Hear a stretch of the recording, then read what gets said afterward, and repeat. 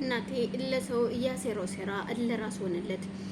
ማሚ ተመስገን ለማስደብደብ ያሴረው ሴራ እሳቸው ግን እውነትም እሱ እየገባ መስሏቸው ነበረ እናቴን በዱላ የመቱት። እናቴ መሆኑን ሲያውቁ ከወደቀ በኋላ እጅግ ይደነግጣሉ። በዛን መሀል ተመስገን ይህንን ነገር እየሰማው ውጭ በር ላይ ቆሞ እናቴ ሲያወራ ነበረ። እናም እንግዳውስ አሁን እናቴ ተመስገን ተደብድቦ ወደቀ ብሎ ለማየት ስለሚገባ እኔ ወደ አንድ ጎን ልደበቅና ለኔ የተዘጋጀው ጽዋ ለሱ ይድረሰው በማለት የሆነ በር ስር ሂዶ ይደበቃል። በዛን መሀል እናቴም ነገሮችን ለማየት እስኪ አሁን ልሂድና የተመስገንን አስክሬን ልየው ብሎ ሲገባ ነበረ ማሚ እንዲያዘጋጀላቸውን አጣና ይዘው የጠበቁት። ልክ በሩን ከፍቶ ሲገባ ነበር ጀርባውን ማንጅራቱን ሲመቱት ጠቅልል ብሎ ሲወድቅ ይደነግጡና ወይኔ ጉዴ ፈላ ልጄ አንተ ነህ እንዲ አንተን ገደልኩ በማለት ቢያገላብጡት እሱ የለም። ተከትሎ ተመስገን ገብቶ ስለነበረ ምንድነው ማሚ ምንም ችግር የለውም እስኪ ቆይ ልየው በማለት ካየ በኋላ ነፍስ እንዳለው ሲያቅ አይ አልሞተም ማሚ ከትንሽ ደቂቃ በኋላ ይነቃል ስለዚህ ምንም ችግር የለውም አያስቡ ቆይ ልጄ እባክህን የሆነ መላ ፍጠርልኝ እባክህን ብለው ሲጠይቁት አይ ምንም ችግር የለውም ምንም አይሆንም ይነቃል ከትንሽ ደቂቃ በኋላ ይነቃል ሲላቸው የኔ ልጅ እድልን አይታታል ወይ ዛሬ ሲሉት እድል ስራ ልትገባ ደላላ ጋር እንደሄደችና ለሱም ደውላ ተያዥ እንዲሆናት እንደጠየቀችው ይነግራቸዋል። እናም ተያዥ እንዲሆን እሺ ብያታለሁ ስለዚህ ስራ እንደገባች ነው ደሞም ገና አልገባችም ቁጭ ብላ እየጠበቀች ነው እና ስራ ልትገባ ስለሆነ ተያዥ እንደሆነ ጠይቃኛለች ምን ነው አልደወለችም እንዴ ልጄ ሲደወልላት ስልክ አታነሳም ሲሉት ቆይ በኔ ስልክ ልደውልላትና ይሰማሉ በማለት እዛው ካጠገባቸው ቆሞ ስፒከር ላይ አድርጎ ይደውልና እድልን ያናግራቸዋል። እናትሽን አናግሪያቸው ቢላትም አይ ድምጼን ከሰማች እማዬ ስለምትረበሽ መስማት የለባትም ስለዚህ ምንም ችግር የለውም እናንተ ግን አደራ እናቴን ጠብቋት በማለት እድል እዛው ደላላው ጋር ትቆያለች። ልጄን አስቀየምኳትኝ ሲሉ አይ ማሜ ያው የሰው ልጅ መስራት ስላለበት ነው እሺ አሁን ይህንን ልጅ የሆነ ነገር አድርግልኝ በማለት ቆያ እንዴ ተረጋጉ በማለት ውሃ ወደ ኩሽና ይሄድና ይዞ መጥቶ ውሃ ሲደፋበት ይነቃል። ወይኔ ልጄ አልሞተም አለ ሲሉት አዎ አልሞተም እኮ ብዬዎታለሁ ምንም ችግር የለውም ይደናል ይሄ ትንሽ ነው ዝም ብሎ እንጂ አይሞትም ሲሉት አሁን በቃ እናንሳና እዛ ሶፋ ላይ እናርገው ብለው አንስተው ሶፋ ላይ እንዳደረኩት ይነቃል።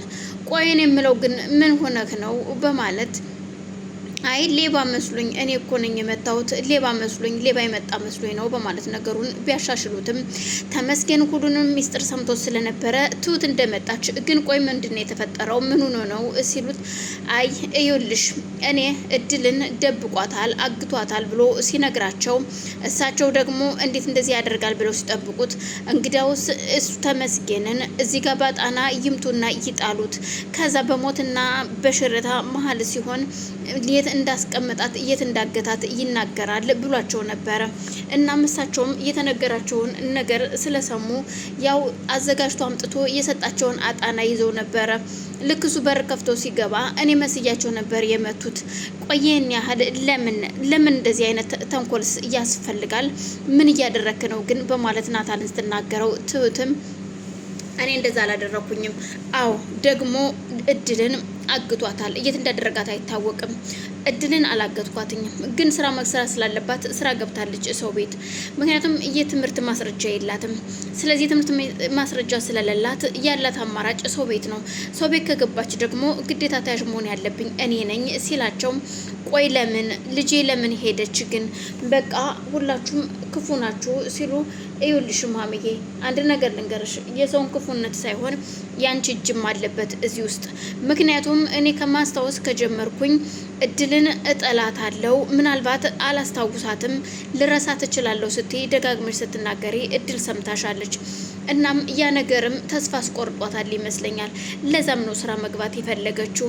ምክንያቱም ቀስ እያልኩ የእናቴን ፍቅር መራቅ አለብኝ ብላለች ምናልባት አንቺ ካስታወሽ እድልን ነገ ማንነትሽን ፈልጊ ልትያት ትችያለሽ ለዛም ይመስለኛል እና በእነሱ ብቻ መፍረድ አትችይም ስትላት እሱስ ልክ ብለሻል ትላታለች። ተመስገን ነገሮችን ሁሉ በሂደት ቀስ እያለ ቢያደርጋቸውም ግን እዚህ ጋር ደግሞ እናቴ ሁሉንም ነገር በጉልበት ማድረግ ይፈልጋል። ቲና አሁን ላይ ሌላ ፍቅረኛ ደግሞ ይዛለች። አይነ ስውር መስላም እየተንቀሳቀሰች ነው።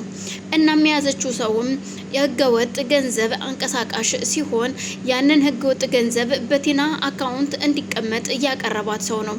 ሚስት ያለችው ግን ሚስት እንደሌለው እህቱ እንደሆነች አድርጎ ሌላ ሴት አለች። ቲናም የምታውቃት ሴቷ ሚስቱ እንደሆነች ሳይሆን እህቱ እንደሆነች ነው። ቲና የምታይ አትመስላቸውም። እያንዳንዱ እንቅስቃሴያቸውና ድርጊታቸውን እየተከታተለች በድንገት የሆነ ሰዓት ላይ ከመኪና አውርዶ ሲሸኛት መንገድ ላይ ጥሏት ይሄዳል። ጥሏት ሄዶ ግን እዛው የቆመችበት ቦታ እንደ ድንገት ሲመለስ ያገኛታል። ሲያገኛት እሱም እንዲህ ምን ሆነሽ ነው እህቴ ሳትመጣልኝ ቀረች ቆየችብኝ ለዛ ነው ስትለው በይሽ ነይ ልሸኝሽ ብሏት ነበረ። በድንገት በሆነ መንገድ ሲሄዱ ትሁትም በአጋጣሚ ወደዛ ቦታ ስትሄድ ፊት ለፊት ይተያያሉ። ትሁት ደንግጣ ስለነበረ ቲናን ቁማ እያየቻት ቲና ብላ ስትጣራ ወይኔ እህቴ መጣሽልኝ እንዴ? ወይኔ እህቴ ስጠብቅሽ ነበር። እሷ ነች እኮ እህቴ ስጠብቃት የነበረው እሷ ነች። አይን ሳይኖረኝ አይን ሆና እንደዚህ የምታንቀሳቀሰኝ እንደዚህ የምታኖረኝ እህቴ እሷ ነች በማለት አስተዋውቀው እናም ከቲና በይሻውን ምንም ነገር እንዳትተነፍሺ በማለት አስጠንቅቃት እሺ በማለት ቻው ተባብለው ከሰውየው ጋር ይለያያሉ። እንደተለያዩ ቲናም ለትሁት እዩልሽ ይሄኛው ፍቅረኛዬ ነው። አሁን ዝም በይ እኔ አይነ ስውር ነኝ አሉ። ይሄ ነገር ከኔና ካንቺ ውጭ ሌላ ሰው ማወቅ የለበትም። ስለዚህ እኔ ይሄንን ሰው ላገባው ነው። ሰውየው ሀብታም ነው። ሀብታም የሆነው ግን በራሱ በላቡ ሳይሆን በሰው ገንዘብ ነው። ትሁት የሰው ገንዘብ ስልሽ ደግሞ እንዴት ነው ልትኝ ትችያለሽ። ያ ደግሞ የሆነው ደግሞ እንዴት መሰለሽ ህገወጥ ገንዘብ አመላላሽ ነው። ስለዚህ ያን ህገወጥ ገንዘብ ደግሞ በእኔ አካውንት ማስቀመጥ ይፈልጋል።